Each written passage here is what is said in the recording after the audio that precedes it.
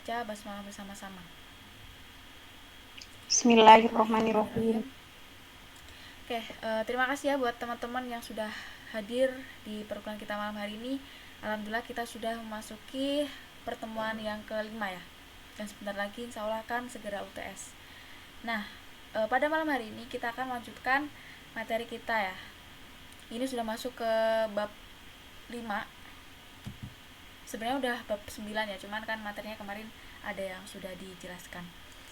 Nah, pada bab ini kita akan membahas tentang proses modeling. Yang mana nanti sebelumnya akan kita jelaskan dulu definisi dari proses modeling. Oke, karena di sini nanti mungkin banyak beberapa penjelasan yang mendetail, jadi diharapkan nanti rekan-rekan untuk memperhatikan dengan seksama ya. Jadi nanti bisa paham mengenai apa yang akan kita bahas. Oke, langsung saja kita mulai dari pengertian proses modeling. Proses modeling adalah cara formal untuk menggambarkan bagaimana bisnis beroperasi.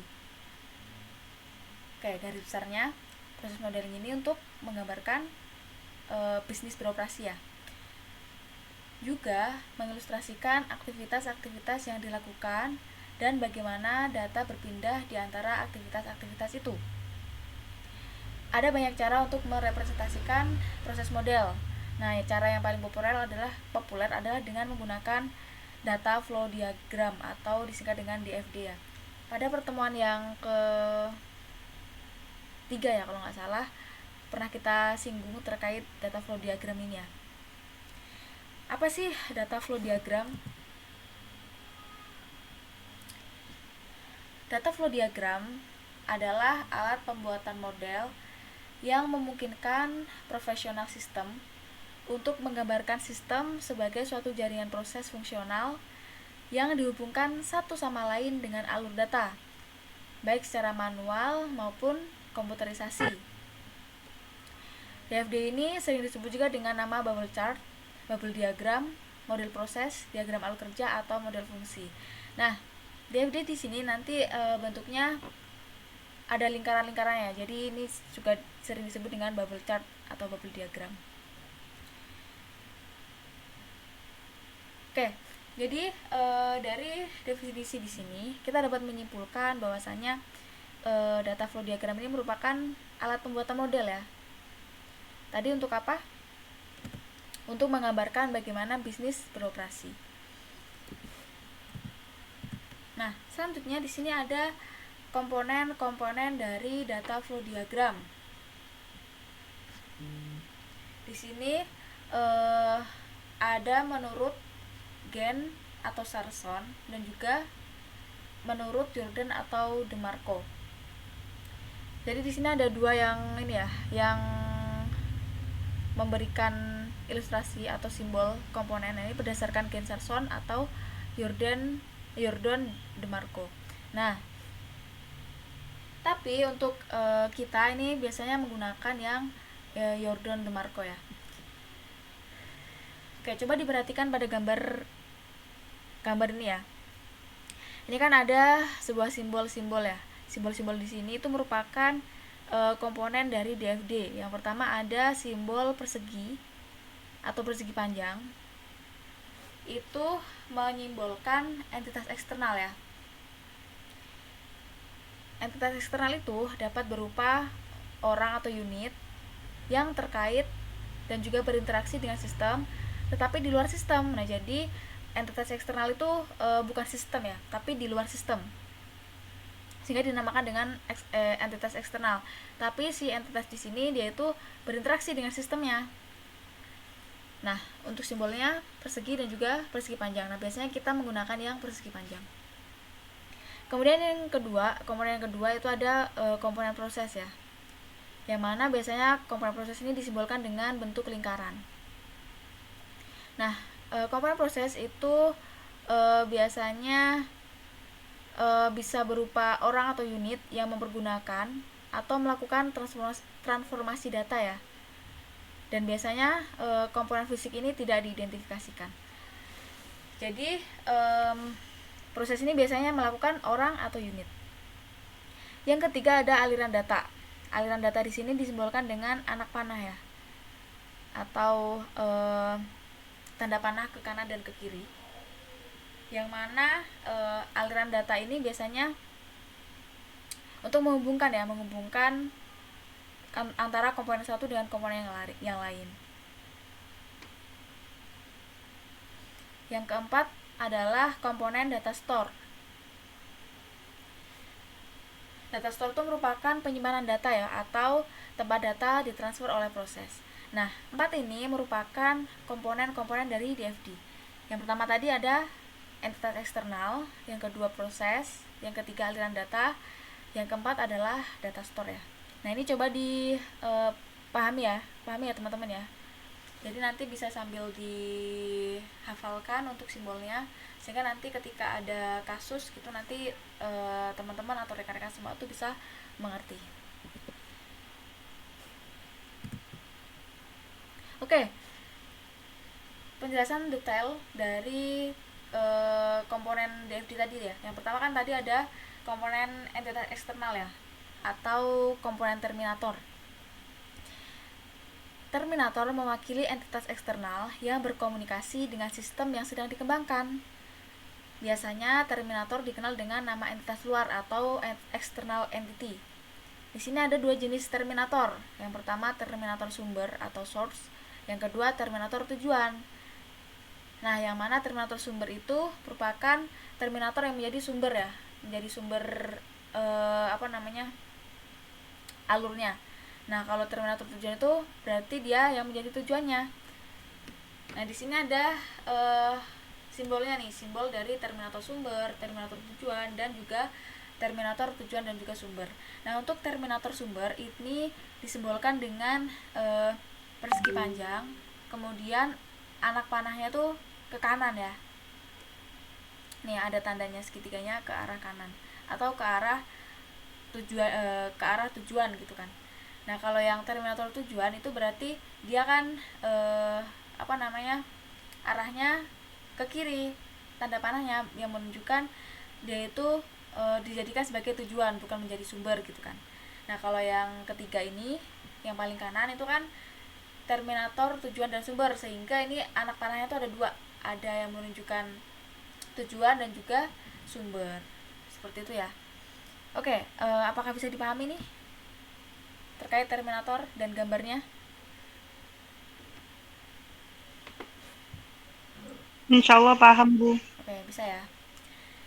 Baik, terminator dapat berupa orang, sekelompok orang, organisasi, departemen di dalam organisasi, atau perusahaan yang sama tetapi di luar kendali sistem yang sedang dibuat modelnya.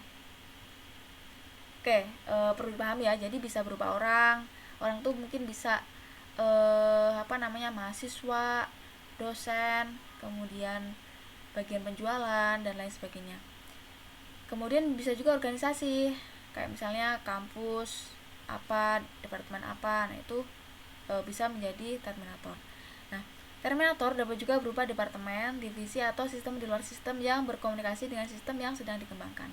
Seperti yang dibilang tadi ya, kalau terminator atau entitas eksternal itu bukan sistemnya, tetapi dia itu lebih ke yang berkomunikasi dengan sistem. Di sini ada 3 hal penting yang harus diingat tentang terminator ya. Yang mana terminator itu merupakan bagian atau lingkungan luar sistem, seperti sudah dijelaskan tadi ya, bukan di sistemnya tapi di luar sistem. Alur data yang menghubungkan terminator dengan berbagai proses sistem dan juga menunjukkan hubungan sistem dengan dunia luar. Kemudian, profesional sistem tidak dapat mengubah isi atau cara kerja organisasi atau prosedur yang berkaitan dengan terminator. Kemudian yang ketiga, hubungan yang ada antar terminator yang satu dengan yang lain tidak digambarkan pada DFD. Oke, jadi di sini 3 hal penting yang perlu diingat terkait terminator ya.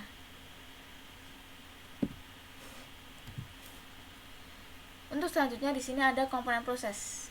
Tadi kan untuk komponen yang pertama kan terminator atau entitas eksternal. Nah, ini untuk komponen yang kedua itu komponen proses. Komponen proses menggambarkan bagian dari sistem yang mentransformasikan input menjadi output. Oke.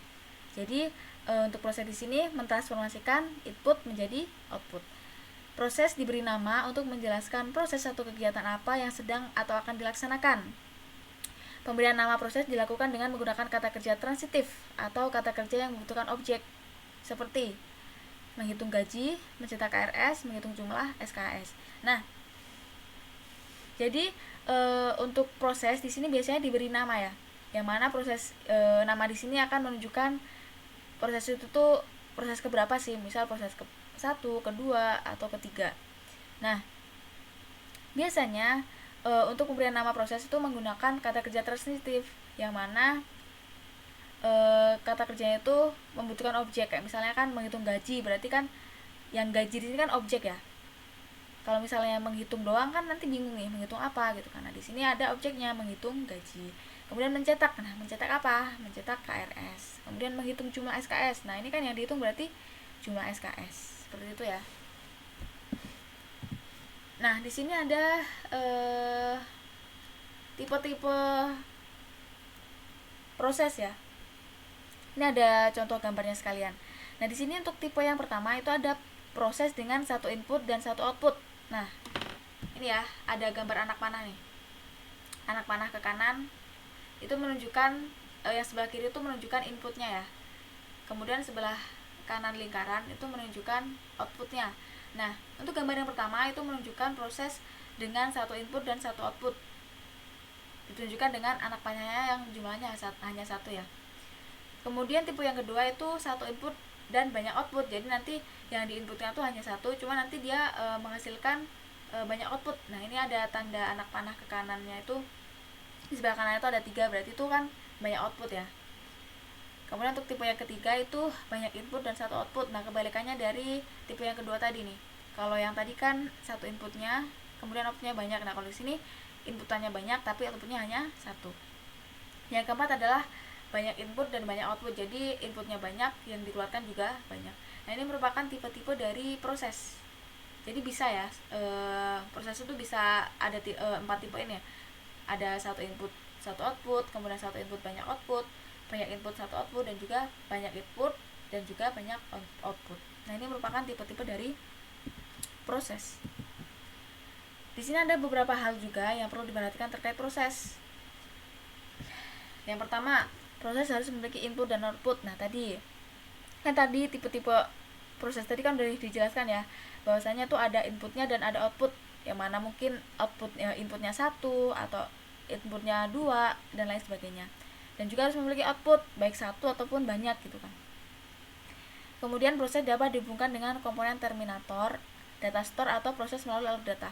Nah, jadi proses di sini biasanya bisa dihubungkan dengan komponen yang lain tuh. Kayak misalnya tadi komponen terminator ya, itu bisa dihubungkan dengan proses. Kemudian komponen data store itu juga bisa dihubungkan dengan proses. Nah, penghubungan ini biasanya menggunakan alur data ya. Kemudian ditunjukkan dengan anak panah tadi tuh. Kemudian sistem atau bagian atau divisi atau departemen yang sedang dianalisis oleh profesional sistem digambarkan dengan komponen proses. Oke. Jadi sistem ini yang misalnya sedang dianalisis nih, kita sedang analisis itu biasanya kita gambarkan dengan komponen proses. Nah, ini merupakan hal-hal yang perlu diperhatikan tentang proses.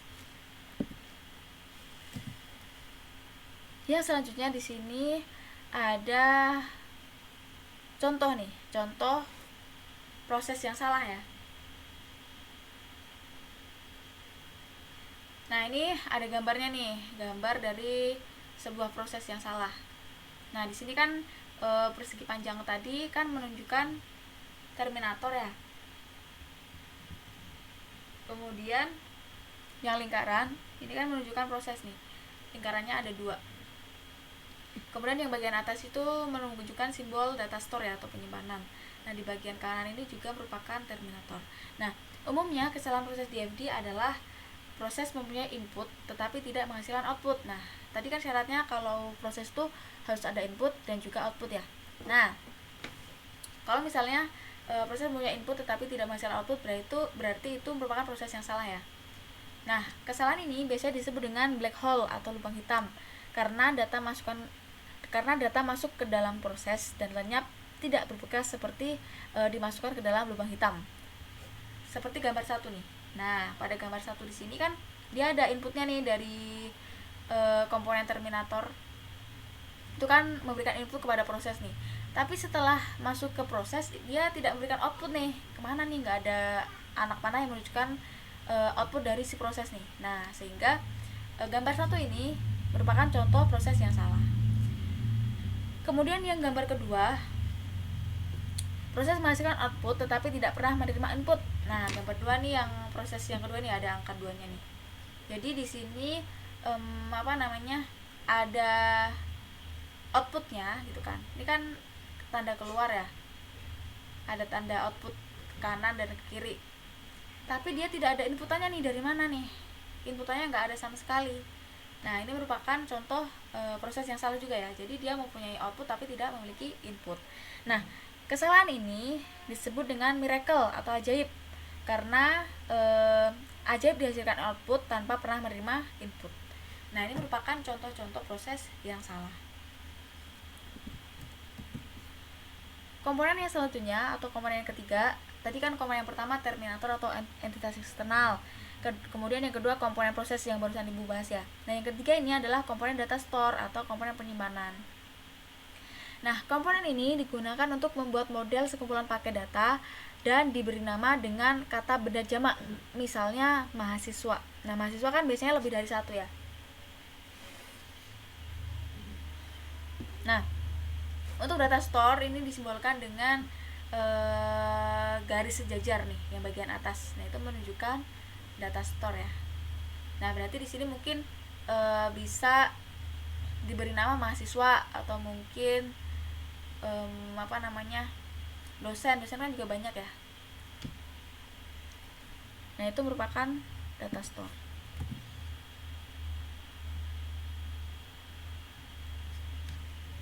Suatu data store dihubungkan dengan alur data hanya pada komponen proses. Oke, coba dipahami ya.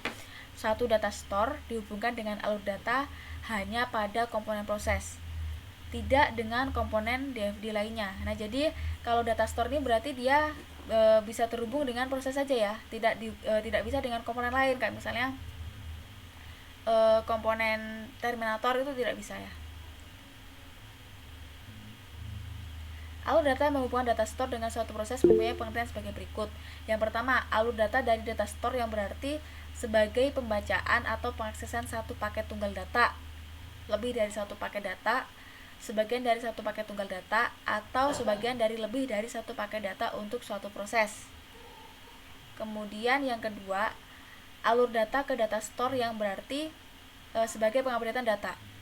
Oke, kalau yang gambar 1 tadi kan alur data dari data store ke proses. Jadi dari atas ini ke data store ditujukan ke proses.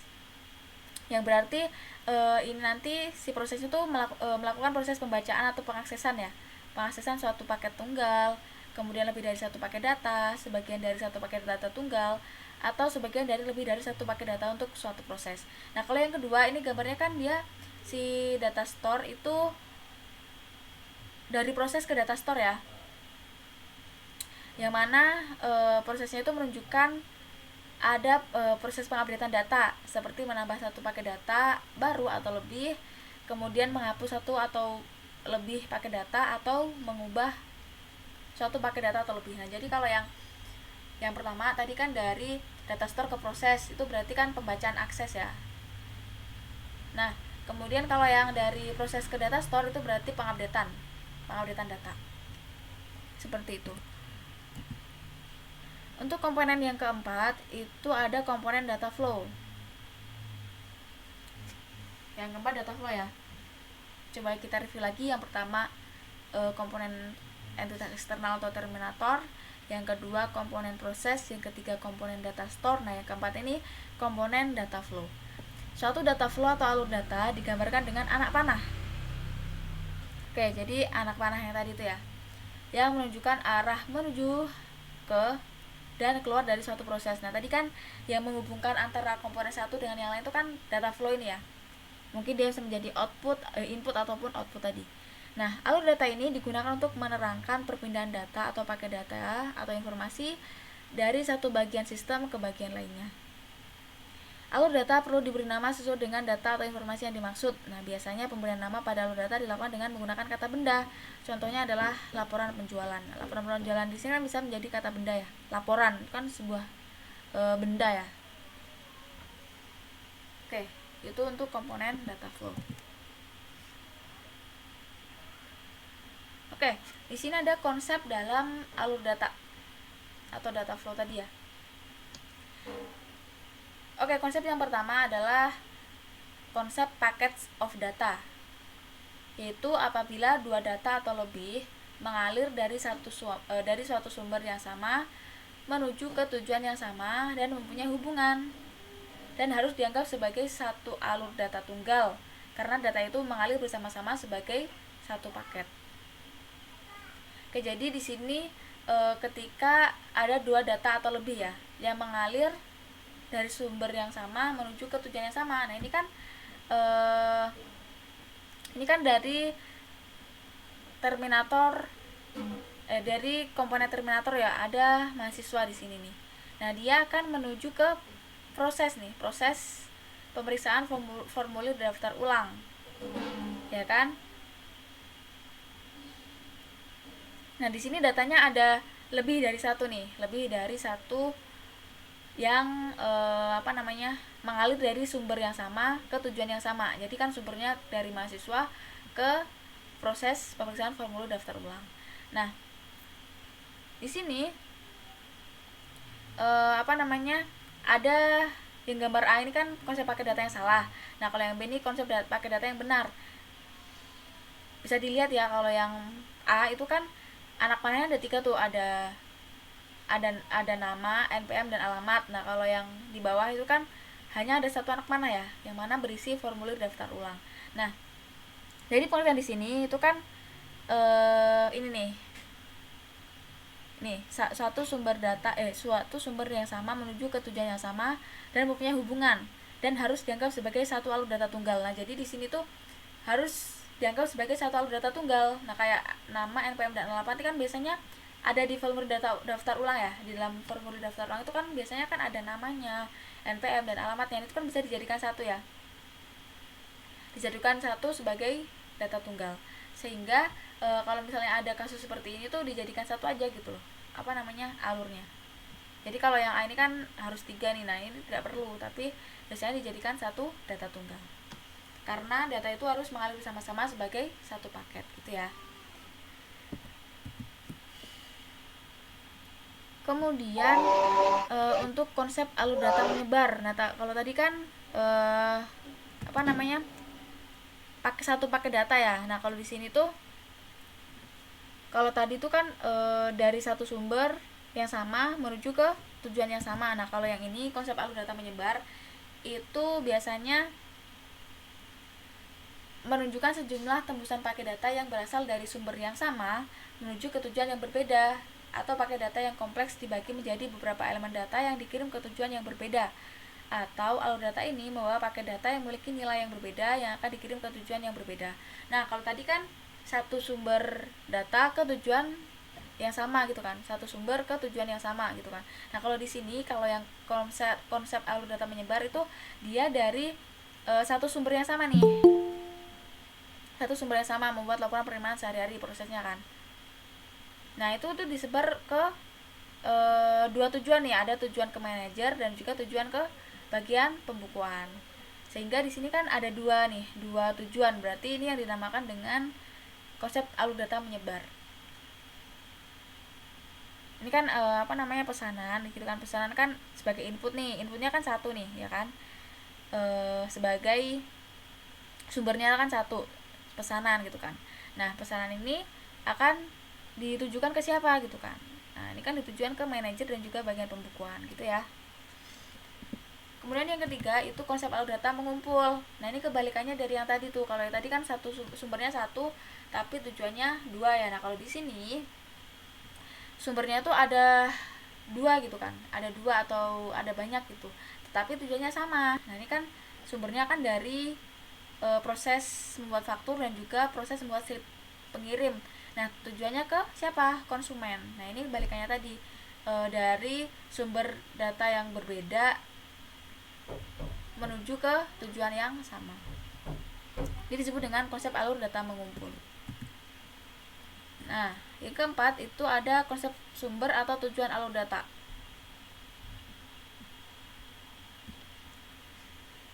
Semua alur data harus minimal mengandung satu proses. Maksud kalimat ini adalah satu alur data dihasilkan dari satu proses dan menuju ke suatu data store atau terminator. Kemudian suatu alur data dihasilkan dari suatu data store atau terminator dan menuju ke suatu proses. Kemudian suatu alur data dihasilkan dari suatu proses dan menuju ke suatu proses. Oke. Jadi konsep sumber atau tujuan alur data itu harus minimal mengandung satu proses ya. Jadi tetap harus ada prosesnya gitu kan. Kayak misalnya untuk yang satu itu kan suatu alur data dihasilkan dari suatu proses dan menuju ke suatu data store atau ke terminator. Nah, jadi di sini dari proses bisa menuju ke terminator atau bisa menuju ke data store. Kalau yang ke B itu kan dari terminator atau dari data store itu menuju proses. Nah, kalau yang C itu kan dari proses menuju proses. Jadi intinya kalau konsep sumber atau tujuan alur data itu harus minimal mengandung proses. Pokoknya harus ada prosesnya ya. Ini kan di A, B, C itu harus ada prosesnya semua nih ya. Syaratnya tuh harus ada proses. Oke. Sebelum dilanjutkan nih, mungkin ada yang main ditanyakan dulu nih dari rekan-rekan. Apakah sudah bingung atau sudah paham? Atau mungkin ada yang pengen diulang sebelum dilanjutkan ke slide selanjutnya. Kalau misalnya pusing boleh bertanya ya, silakan. Sholat ibu, sholat. Oh, sudah azan Isya ya di sana ya? Iya ibu. Iya. Oke, sudah selesai azannya?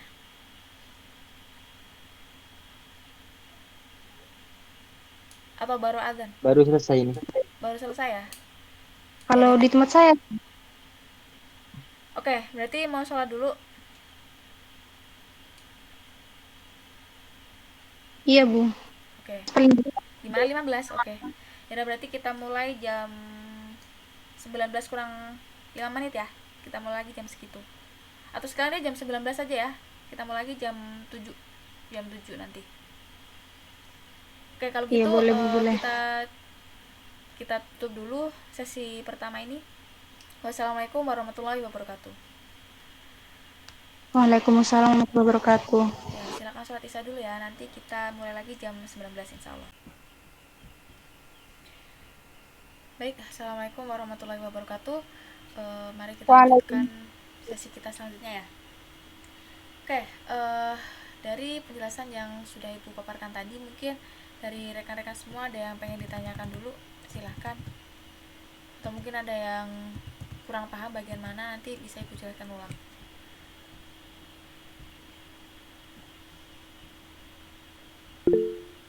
Itu Oke. yang data store gimana ya Bu? Gimana Mbak Kayak Nila?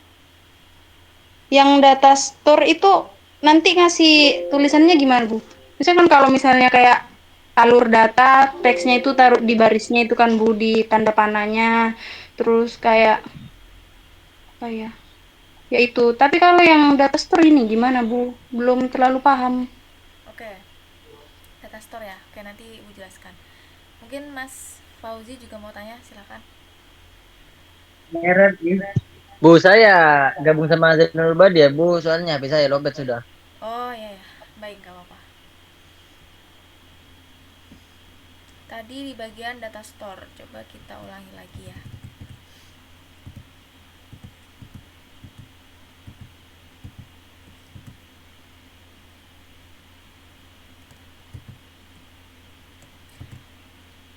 Oke, jadi tadi yang ditanyakan Mbak Nila itu kalau misalnya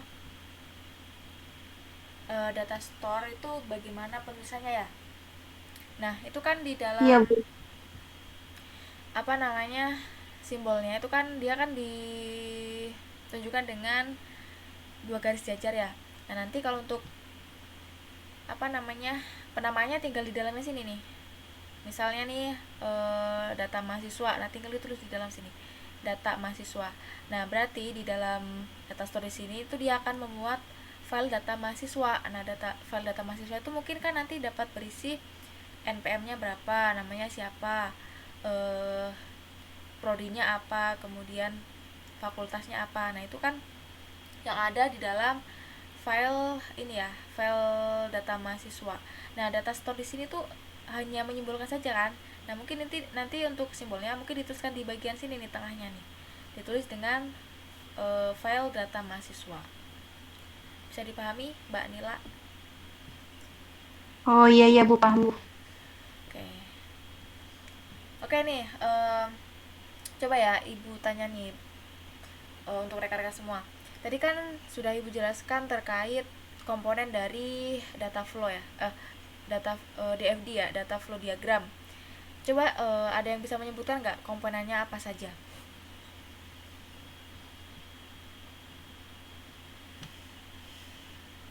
Ada yang masih ingat?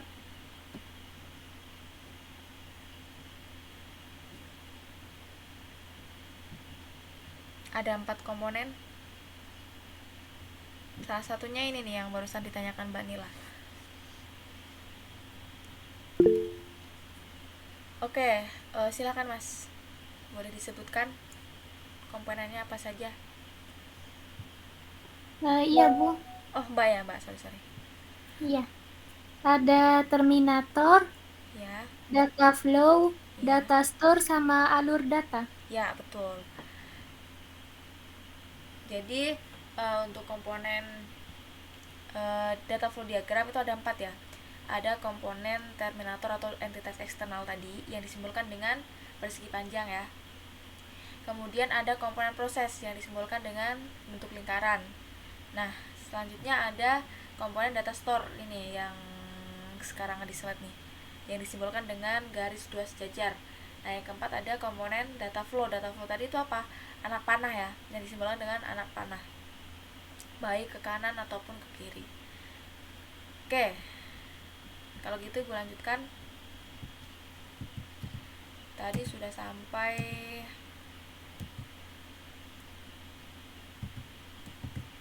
konsep ya, konsep sumber atau tujuan alur data. Nah sekarang syarat-syarat pembuatan DFD. Nah di sini ada beberapa syarat sebelum pembuatan DFD dilakukan. Di antaranya yang pertama adalah pemberian nama. Nah, pemberian nama pada komponen proses lebih baik menunjukkan aturan-aturan yang akan dilaksanakan oleh seseorang dibandingkan dengan memberikan nama atau identitas orang yang akan melaksanakannya.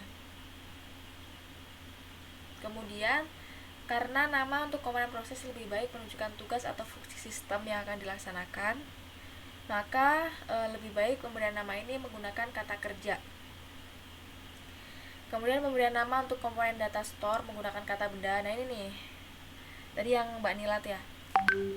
Karena data store menunjukkan data apa yang disimpan untuk kebutuhan sistem dalam melaksanakan tugasnya. Jika sistem sewaktu-waktu membutuhkan data tersebut untuk melaksanakan tugasnya, maka data tersebut tetap ada karena sistem menyimpannya.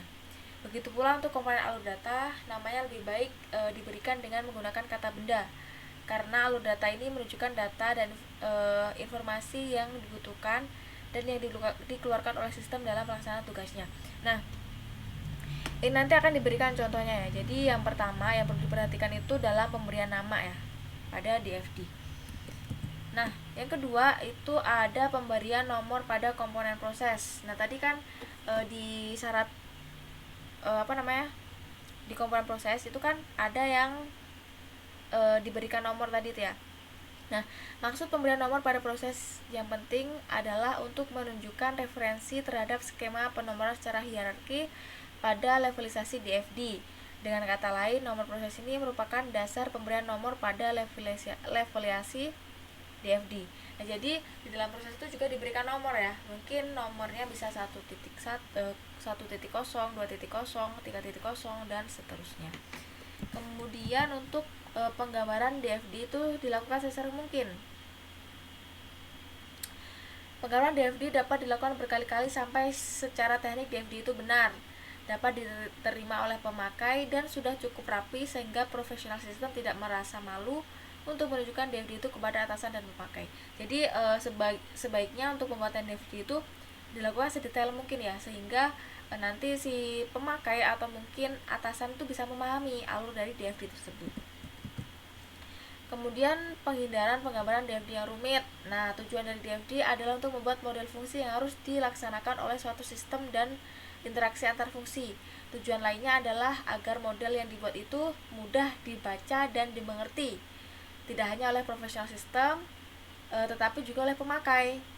Nah, hal ini berarti DFD harus mudah dimengerti, dibaca, dan menyenangkan untuk dilihat. Nah, kalau kita buat DFD, kalau bisa jangan membuat DFD yang rumit ya, tetapi sebisa mungkin kita buat DFD yang bagus dan menyenangkan ketika dibaca, sehingga nanti pembacanya itu paham gitu terkait DFD yang sudah kita buat. Kemudian penggambaran DFD konsisten. Nah, penggambaran DFD itu harus konsisten terhadap kelompok DFD lainnya. Profesional sistem menggambarkan DFD berdasarkan tingkat DFD dengan tujuan agar DFD yang dibuatnya itu mudah dibaca dan dimengerti oleh pemakai sistem. Hal ini sesuai dengan salah satu tujuan atau syarat membuat DFD. Nah, jadi selain DFD itu dibuat serapi mungkin, nah itu kalau bisa DFD itu juga harus konsisten ya. Dengan konsisten di sini nanti akan memudahkan para pembaca dalam mengerti DFD yang kita buat gitu kan. Kalau misalnya DFD-nya tidak konsisten kan mungkin nanti pembaca akan kesulitan ya. Nah, itu tadi merupakan hal-hal yang perlu diperhatikan ya dalam pembuatan DFD. Nah, di sini nih ada contohnya nih, contoh dari gambar DFD tadi. Tadi kan hanya teorinya. Di sini ada contohnya. Nah, diharapkan rekan-rekan bisa lebih mengerti dengan adanya contoh dari DFD. Nah, dalam pembuatan DFD kita juga perlu melakukan identifikasi terlebih dahulu semua entitas luar yang terlibat di dalam sistem. Nah, tadi kan salah satu komponen dari DFD kan entitas luar ya atau entitas eksternal. Nah, di sini kita sebelum buat DFD itu kita perlu melakukan identifikasi terlebih dahulu. Kira-kira siapa saja sih entitas yang terlibat. Nah, mungkin nanti disesuaikan dengan sistem kita masing-masing ya. Kemudian juga dilakukan identifikasi semua input dan output yang terlibat dengan entitas luar. Jadi inputnya apa, outputnya apa, itu harus diidentifikasi di awal. Kemudian buat diagram konteks. Diagram ini adalah diagram level tertinggi dari DFD yang menggambarkan hubungan sistem dengan lingkungan luarnya. Caranya, tentukan nama sistemnya, tentukan batasan sistemnya, tentukan terminator apa saja yang ada di dalam sistem, tentukan apa yang diterima atau diberikan terminator dari atau ke sistem, dan gambarkan diagram konteks. Nah, ini sama aja ya, jadi perlu adanya identifikasi dulu di awalnya. Kayak misalnya kalau tadi kan entitasnya siapa, nah di sini berarti kita juga perlu menentukan dulu nih nama sistemnya apa, kemudian batasan sistemnya itu bagaimana, kemudian menentukan terminator atau entitas eksternalnya tadi itu ya. Juga tadi input output itu juga perlu diperhatikan, dan juga penggambaran dari diagram konteks tersebut. Nah, ini ada contoh dari DFD, yang mana pada contoh ini DFD-nya itu menunjukkan sebuah proses sistem monitoring data aset dan inventaris PT Telkom Cianjur berbasis web, yang mana entitas eksternalnya itu ada dua, ada LAN dan desktop support, dan juga entitas manager. Jadi di sini kan LAN dan desktop support itu entitas yang pertama ya, atau entitas eksternal yang pertama. Nah, yang kedua itu ada seorang manajer. Nah, prosesnya apa? Prosesnya melakukan sistem monitoring data aset dan inventaris PT Telkom Cianjur berbasis web. Nah, di sini kan pada entitas yang pertama itu kan ada LAN dan desktop support.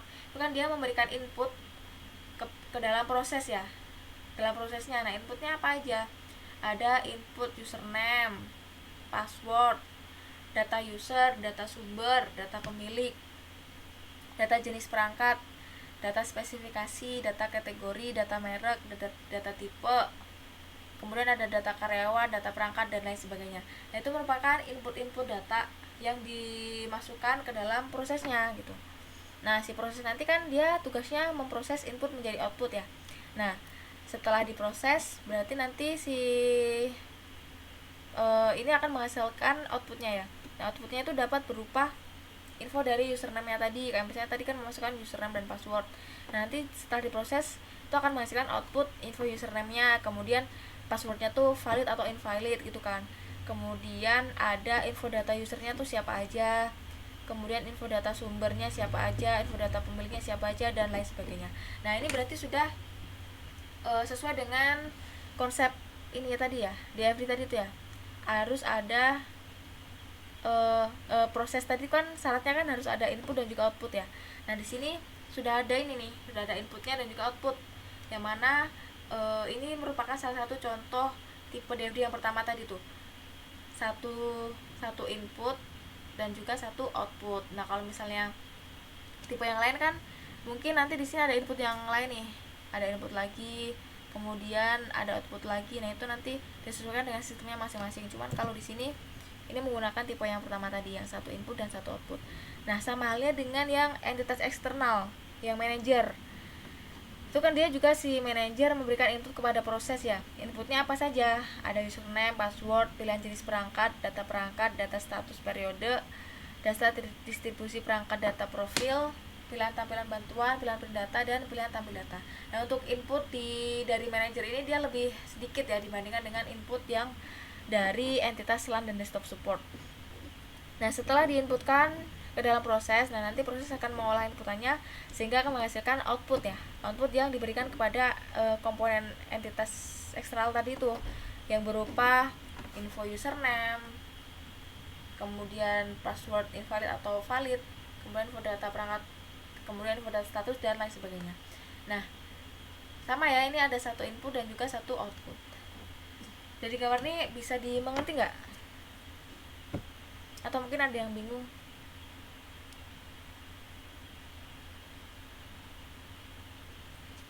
Halo?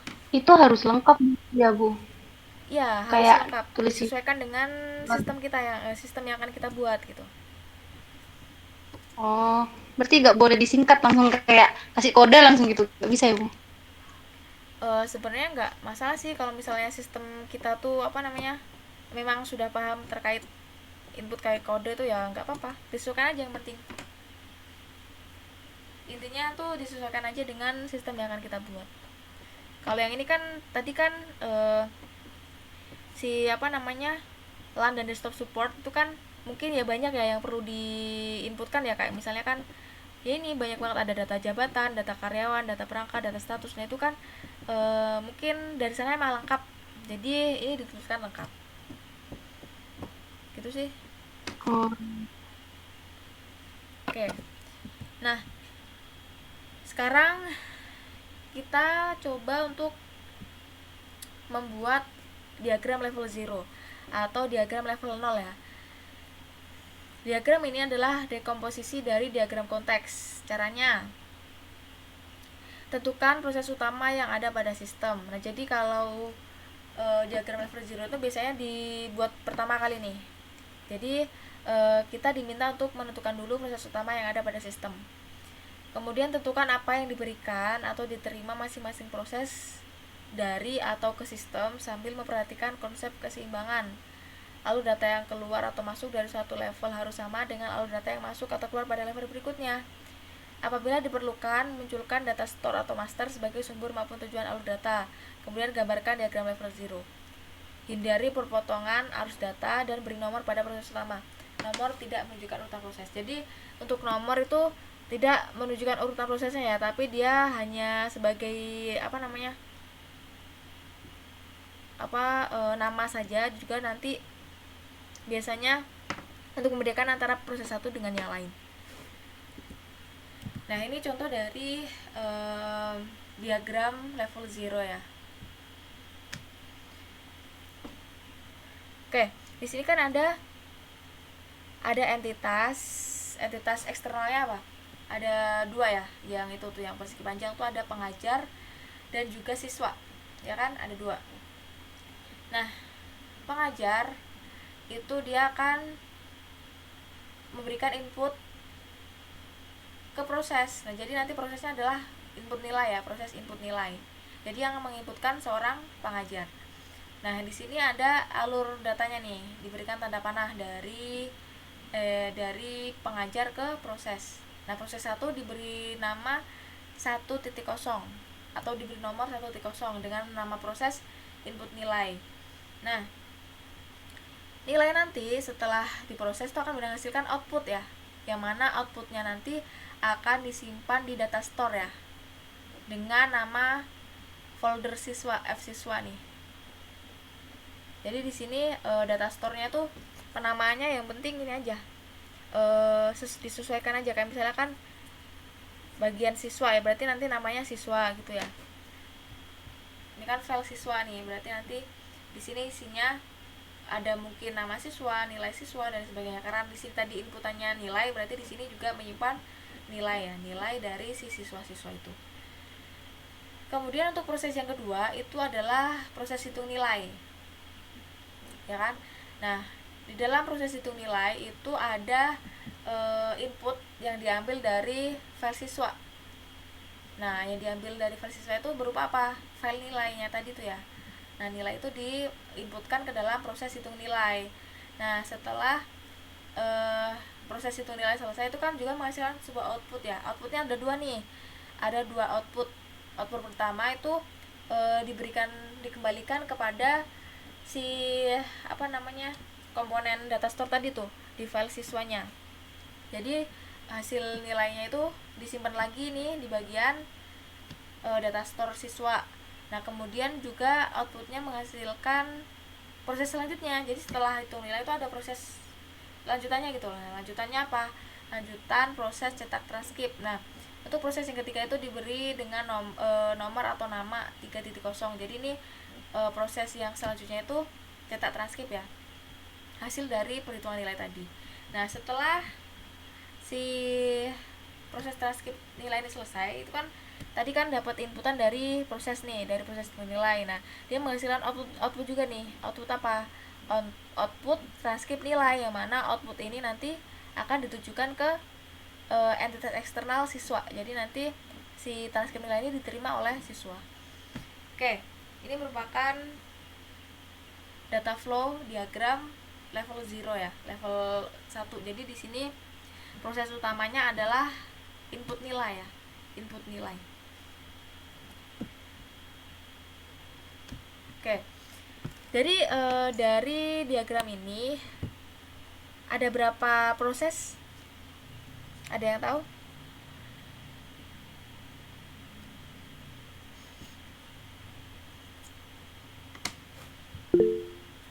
Oke.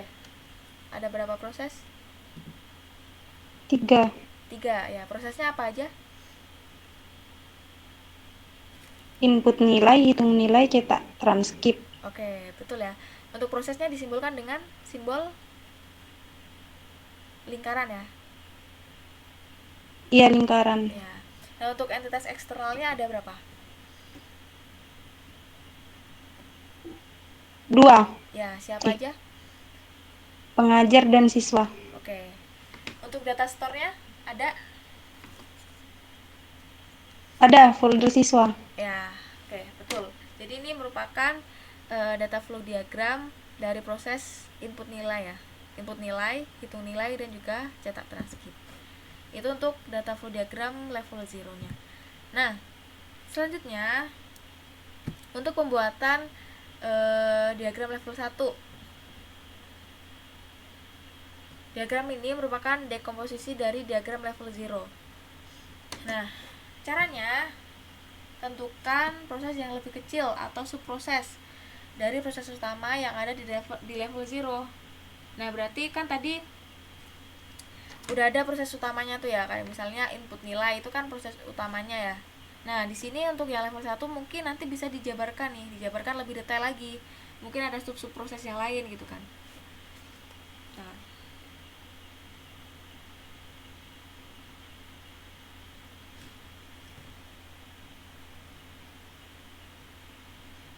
jadi Untuk diagram level 1 ini sebenarnya dia proses pendetailan atau pemecahan masalah dari level 0. Jadi kalau mungkin di level 0 itu hanya intinya, nah ini di level 1 tuh penjabaran detailnya. Nah, tentukan apa yang diberikan atau diterima masing-masing subproses dari atau ke sistem dan perhatikan konsep keseimbangan. Apabila diperlukan, munculkan data store atau transaksi sebagai sumber maupun tujuan alur data. Gambarkan DFD level 1, hindari perpotongan arus data dan beri nomor pada masing-masing subproses yang menunjukkan dekomposisi dari proses sebelumnya. Nah, kalau tadi kan prosesnya kan 1.0, kemudian 2.0, 3.0. Nah, kalau di diagram level 1 ini karena dia penjabaran atau perpecahan dari diagram level 0, berarti nanti dia subprosesnya ya. Itu ada subproses 1.1, 1.2, 2.1 dan lain sebagainya. Intinya gitu ya, kalau level 0 itu kan pembuatan pertama ini. Nah, kalau yang level 1, 2, 3 itu tuh merupakan perpecahan dari level sebelumnya. Jadi kalau mungkin di level 0 tadi belum detail, nah itu bisa dibuatkan level 1. Nah, kalau misalnya level 1-nya juga masih belum detail nih, nah berarti nanti dibuatkan lagi level 2, level 3 dan seterusnya. Tapi biasanya untuk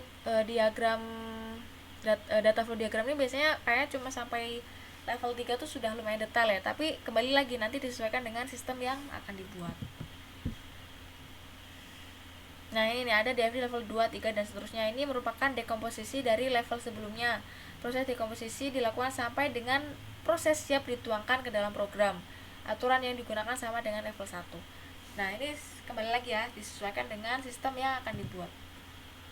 Kayak ini nih, contoh dari diagram level 0, level 1, level 2. Nah, ini kan contoh dari levelisasi DFD. Nah, ini yang pertama, yang paling atas ini dia yang level 0 tadi tuh. Jadi hanya di intinya saja kan. Nah, ini hanya ada satu proses.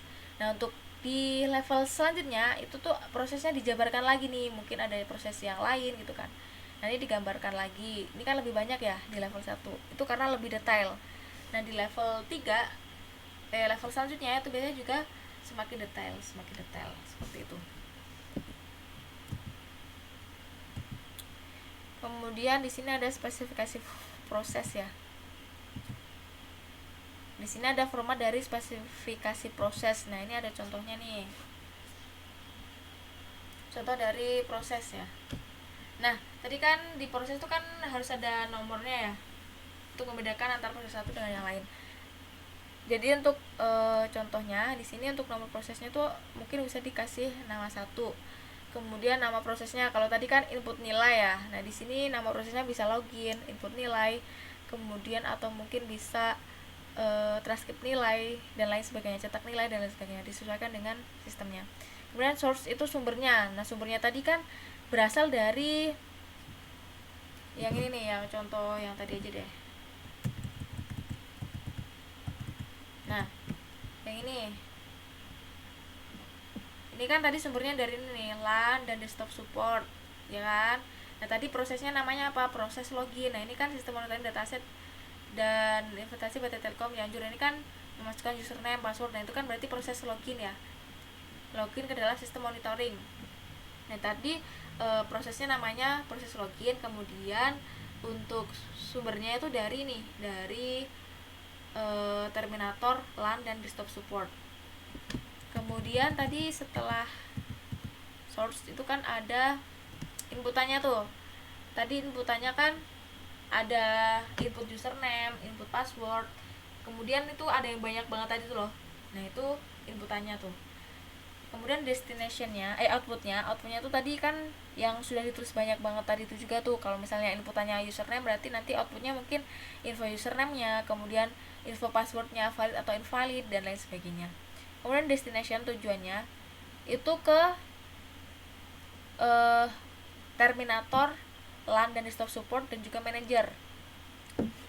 Tadi kan karena ada dua sumber dan juga ada dua tujuannya. Jadi dari terminator kemudian diinputan ke proses. Nah, hasil prosesnya atau outputnya itu kan dikembalikan lagi ke itu tadi ya, ke masing-masing terminator eksternal tadinya itu ya. Jadi di sini ada dua juga nih outputnya, destinationnya. Dari sumbernya 2, tujuannya juga 2. Nah, logika prosesnya di sini tuh LAN dan desktop support, kemudian manajer itu memasukkan username dan password tadi itu ya, username dan password dan lain sebagainya. Kemudian prosesnya si sistem ini akan mengecek apakah username dan password yang dimasukkan itu benar atau tidak gitu kan. Nah, setelah dicek kalau benar berarti nanti akan diberikan output. Ternyata password yang dimasukkan benar atau salah. Kemudian username-nya benar atau salah dan lain sebagainya. Nah, ini merupakan contoh dari spesifikasi proses. Ini hanya untuk memudahkan saja sih biasanya. Oke, itu mungkin silakan kalau ada yang pengen ditanyakan.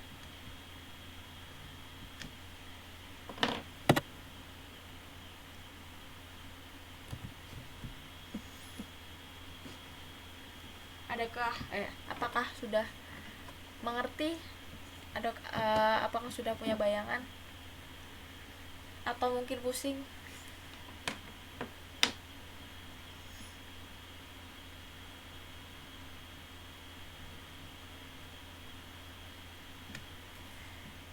Masih ada gak nih mahasiswanya? Ada, Bu. Ada ya?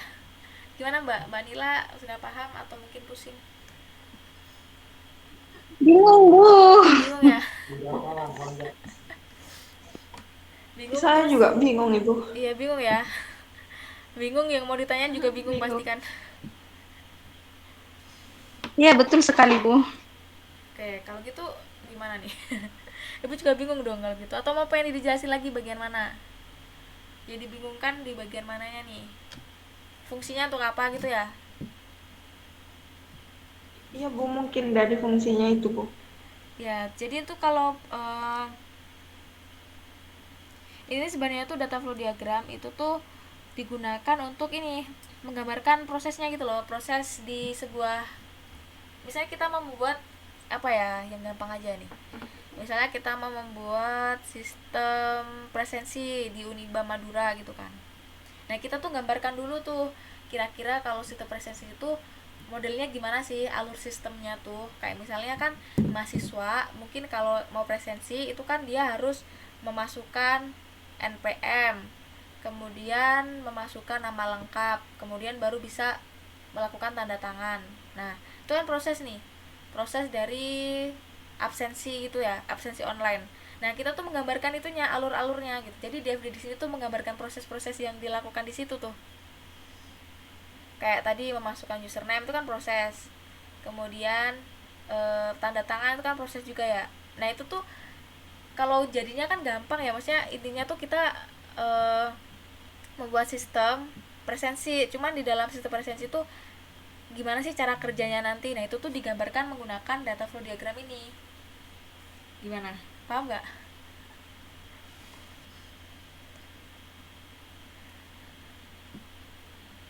Di gambar yang kayak tadi tuh yang banyak isinya itu ya, Bu. Ya, betul. Terus untuk yang contoh di slide ini berarti untuk ID pemilik itu menggunakan nomor ya, Ibu, dari 0 sampai 9 gitu nanti. ID pemilik. Iya. Yang dicontoh ini, Oh, yang di slide ini. iya iya ya. Ini bentar. Ini tadi belum dijelaskan, ini kayaknya nggak perlu dijelaskan sih. Oh, iya. Ini kan contoh dari ini ya, dari format kamus data. Nah, ini sebagai ini aja sih acuannya. Kayak misalnya nama aliran datanya kan digunakan pada data pemiliknya tuh tadi siapa aja, proses 1, proses 2. Ini gak usah dibahas aja deh, takutnya kalian malah makin pusing. Kita bahas yang ini dulu aja, yang data flow diagram tuh fungsinya buat apa dulu gitu aja. Nah, kayak ini nih. Oh, Jadi itu iya. gambar ini tuh sebenarnya tuh kita tuh untuk memudahkan kita ketika membuat sistem gitu loh. Kalau kita membuat sistem tuh berarti kita gambarkan dulu, kayak misalnya tadi siapa sih penggunanya, entitasnya tuh siapa aja sih, mungkin mahasiswa, dosen. Nah, itu tuh kita gambarkan di sini. Nah, proses-prosesnya tuh juga menggambarkan proses yang akan dilakukan si sistemnya nanti ketika sudah jadi itu seperti apa. Nah, ini tuh yang dinamakan dengan analisis di awal gitu loh, tapi berupa data flow diagram. Gimana? Masih bingung? Yang level-level itu gimana, Bu? Oke, yang level tadi tuh ya. Tadi kan ada level 0, level 1, level 2, 3 dan seterusnya. Nah, level 0 itu merupakan level pertamanya. Jadi dia itu menggambarkan proses paling intinya nih. Kayak tadi misalnya inti dari presensi kan berarti proses memasukkan data diri, bukan sih. Kalau misalnya kita presensi tuh yang paling inti apa prosesnya? Proses presensinya kan. Nah, yang intinya tuh kan kita presensi gitu kan, presensi, proses presensi. Nah, di dalam proses presensi itu kan ada detail-detailnya, kayak misalnya kita memasukkan NPM, nomor apa tuh NPM, nomor induk ya, nomor presensi mahasiswa ya, atau apa sih NPM tuh. Nah, kemudian itu kan satu proses nih, proses di bawahnya dari proses presensi ya kan. Nah, selain memasukkan NPM juga kita memasukkan nama lengkap kita. Nah, itu kan proses-proses detailnya ya dari presensi. Nah, kalau level 0 tadi mungkin hanya selesai di bagian yang awal tadi, proses presensi mahasiswa. Nah, itu kan satu proses. Nah, di level 1 itu tuh detailannya nih, detailan dari proses presensi itu apa aja sih? Kayak misalnya memasukkan nama mahasiswa, memasukkan NPM mahasiswa, dan lain sebagainya. Nah, untuk level 1 itu dilakukan apabila di level 0 itu perlu didetailkan. Cuman kalau misalnya tidak perlu didetailkan, ya tidak perlu ada level berikutnya gitu. Jadi untuk level 1, 2, 3 itu tuh sebenarnya tidak harus ada. Yang paling penting tuh sebenarnya di level 0-nya itu, level pertamanya. Karena di level 1, 2 dan 3, 2, 3 dan seterusnya itu hanya penjabaran dari level tadi. Kalau misalnya belum detail, belum bisa dipahami oleh si profesional sistem tadi, berarti ya itu harus dibuatkan level berikutnya. Tapi tidak wajib tadi tuh ya. Paham nggak? Level 2 bukan berarti 2 proses ya, Bu? Bukan. Jadi level 2 itu tuh bukan 2 proses, tapi kalau misalnya di level 1 tuh masih perlu ada yang didetailkan lagi. Kalau misalnya ada yang kurang detail, berarti nanti dilanjutkan level 2. Cuman kalau di level 1 udah selesai, ya udah nggak perlu ada level 2 gitu.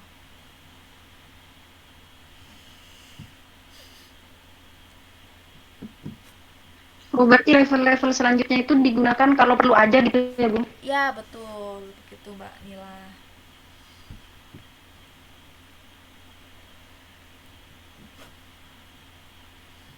Oke, gitu ya.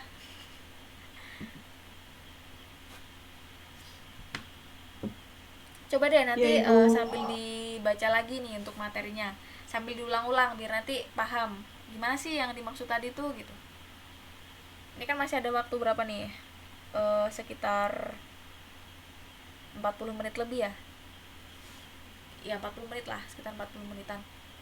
Nah, kita cukupkan dulu untuk kuliah kita. Nah, nanti rekan-rekan silakan membaca lagi materinya, dipahami dan diulang-ulang. Harapannya nanti rekan-rekan pada paham dan mengerti ya apa yang sudah Ibu jelaskan tadi. Atau ada yang ditanya lagi nih?